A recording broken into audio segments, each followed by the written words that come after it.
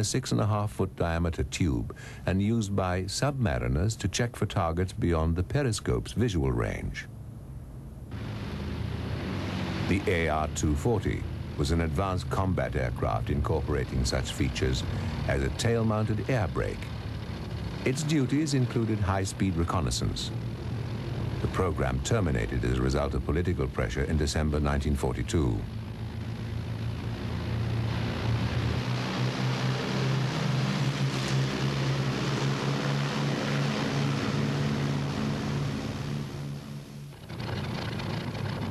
With bizarre landing gear, Arado's Ar-232 was the Luftwaffe's attempt to replace the venerable Ju-52 tri-motor transport.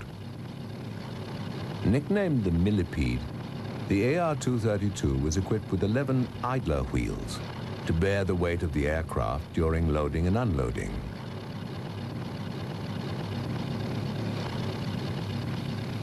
But the most advanced production aircraft by war's end was the jet-propelled 234.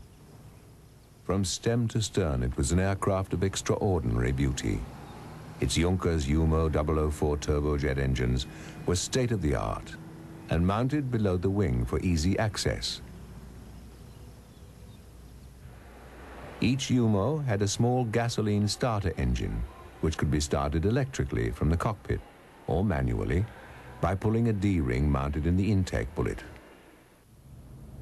Another means of turning over the Jumos was a gasoline-powered unit which accelerated the turbines up to ignition RPM. The disadvantage was that only one engine could be started at a time. The 234 was initially launched from a T-shaped, three-wheel reusable trolley. 3 huge manual jacks raised the aircraft high enough to position the trolley underneath.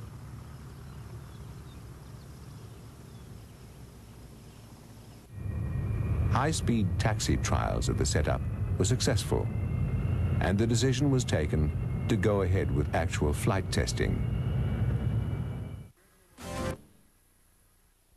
The hydraulically retractable main skid was mounted on the aircraft's centerline, with 2 retractable outriggers under the engines. The trolley had brakes on each main gear, a castering nose wheel, and quick release mechanisms.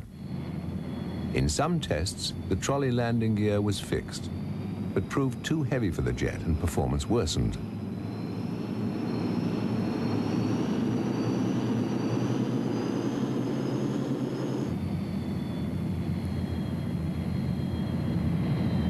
Some landings resulted in near disaster. Because of the trolley's high center of gravity, control was easily lost and damage often resulted. The trolley's brakes were not very dependable, and they were also sensitive to a pilot with heavy feet. During test landings and all takeoffs, the trolley's balloon-like tires acted as shock absorbers for the heavy machine. Not built for the punishment of landing, this trolley breaks up on the rough ground at the end of the landing strip.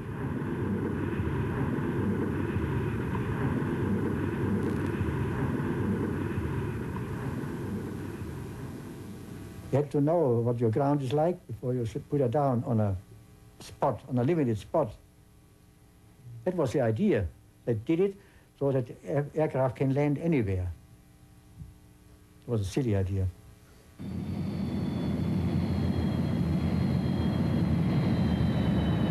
Landing on the skid in primitive conditions wasn't easy. Initial hopes that the trolley system would save both weight and internal space proved unrealistic. Before long, conventional landing gear would have to be designed for the plane.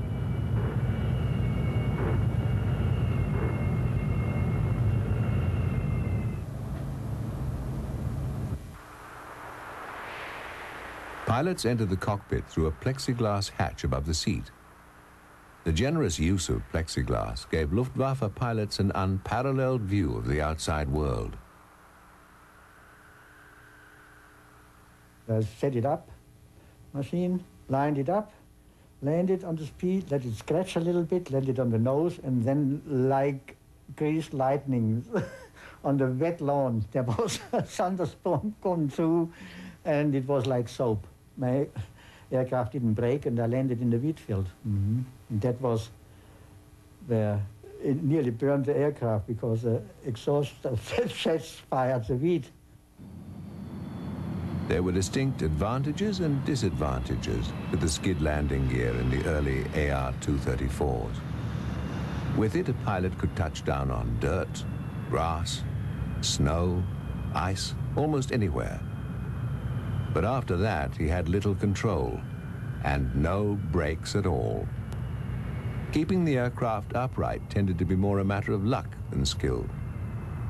That feeling of helplessness and lack of control often made the final seconds of a landing a nail-biting experience. Came to a halt, and the crew came with their lifting gear and lifted it up. The tricycle was pushed underneath, locked with a bomb locked, and then with a tractor you were towed away. You were completely immobile with the aircraft alone. You couldn't taxi now. But of course it was a relief after we got our undercarriage. Nevertheless, hundreds of successful landings on all kinds of surfaces proved the skid functionally practical. In order to quell some of the concerns over braking, several test planes were fitted with a drag chute which deployed as soon as the aircraft hit the ground.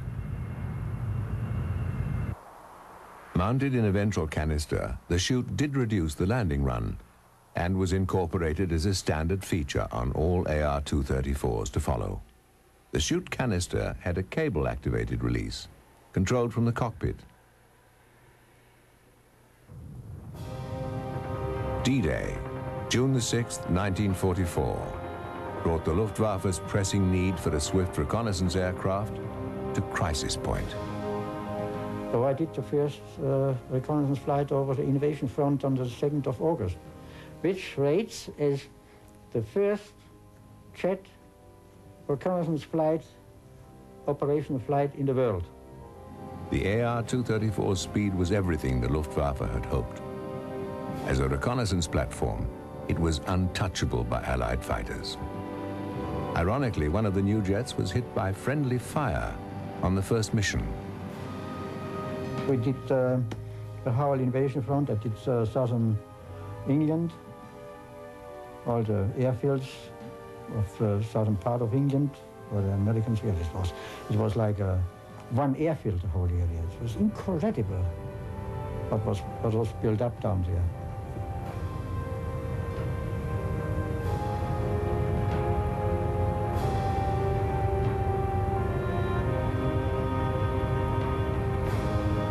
I bring pictures back that the V1 and the V2 didn't wipe London out and didn't wipe the British resistance out.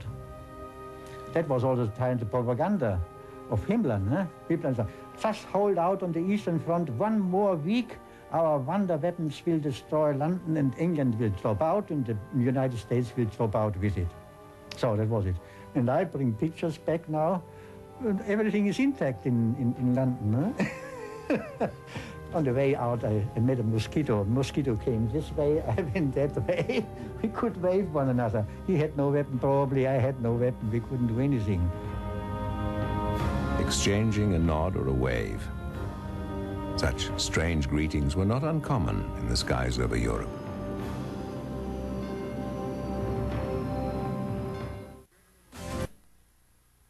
Due to the scarcity of Juncker's Jumo 004 jet engines, many having gone to the Messerschmitt 262, Arado turned to BMW for its new 4-engined Ar-234. The 4 BMWs provided a higher thrust-to-weight ratio and gave the Blitz a little more power.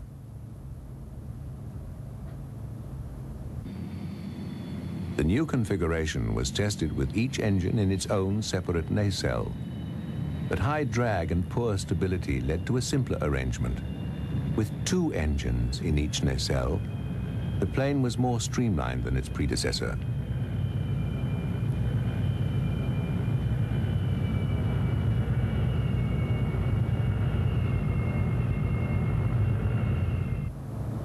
Early uncertainties about the skid gear led Arado